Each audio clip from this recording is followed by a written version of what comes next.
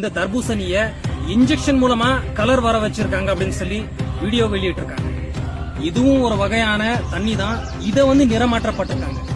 இத எந்த அதிகாரியாவது சோதனை செஞ்சு இத நிறமாற்றப்பட்டிருக்காங்க, இது உடலுக்கு கேடு அப்படின்னு சொல்லி வீடியோ அறிக்கையை வெளியிட்டு இருக்காங்களா?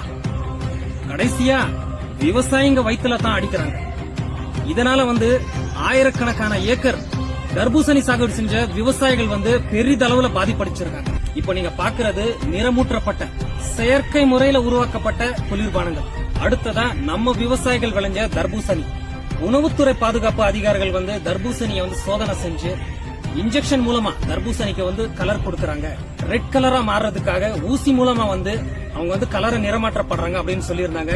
நம்ம விவசாயிகள் சார்பா ஒரு தெளிவான விளக்கத்தை கொடுக்கத்தான் இந்த பதிவை நாங்க பதிவு செய்யறோம். இப்ப நம்ம தர்பூசணியை நம்ம கட் செய்ய போறோம். இதோட நிறம் ரெட் கலர் எப்படிங்கறதையும் இந்த செயற்கை முறையில உருவாக்கப்பட்ட குளிர்பானத்தோட நிறங்கள் எப்படிங்கறத ஒரு தெளிவான விளக்கம் பாருங்க.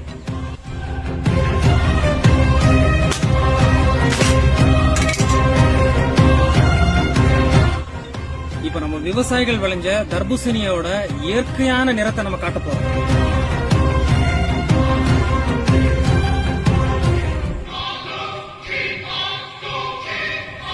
இது பாத்தீங்கன்னா தர்பூசணியோட இயற்கையான நிறம்.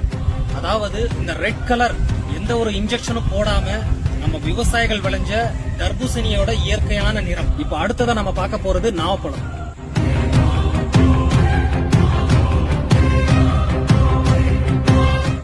பாத்தீங்கன்னா நாவப்பழத்தோட இயற்கையான நிறம்.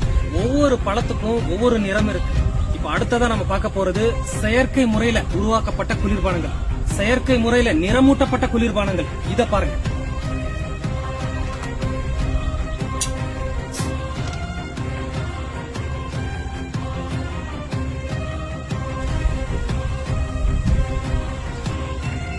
இப்ப நீங்க பாக்குறது சுத்தமான தண்ணி. இயற்கையாவே தண்ணிக்கு நிறம் கிடையாது.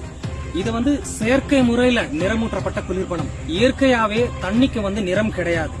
இதுவும் ஒரு வகையான தண்ணி தான். அப்போ இதுக்கு மட்டும் நிறம் எப்படி வந்தது?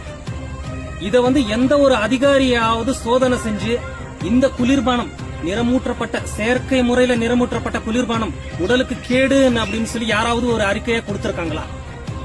விவசாயிங்க விளைஞ்ச தர்பூசணிய நிறமூற்றப்பட்டிருக்காங்க, நிறம் மாற்றப்பட்டிருக்காங்க அப்படின்னு சொல்லி வீடியோ அறிக்கையை வெளியிட்டிருக்காங்க. அதிகாரிகள் வெளியிட்ட வீடியோ பதிவால மக்கள் மத்தியில ஒரு குழப்பம். தர்பூசணி சாப்பிடலாமா வேண்டாமா அப்படின்னு சொல்லி. இதனாலேயே தர்பூசணியை வாங்க மக்கள் யாருமே முன் வரல. ஆயிரக்கணக்கான ஏக்கர் தர்பூசணி சாகுபடி செஞ்ச விவசாயிகள் இதனால பாதிப்படைஞ்சிருக்காங்க. இதுக்கு காரணம் மக்கள் தர்பூசணி வாங்கல. அதனால வியாபாரிகளும் விவசாயிகள் கிட்ட தர்பூசணியை எடுக்கல. பாதிக்கப்பட்டது என்னவோ கடைசியில விவசாயிகள் தான். அதிகாரிகள் தர்பூசணிக்கு நிறமாற்றப்பட்டிருக்காங்க அப்படின்னு சொல்லியிருந்தாங்க. பொதுவாகவே பாத்தீங்கன்னா தண்ணிக்கு எந்த ஒரு நிறமும் கிடையாது.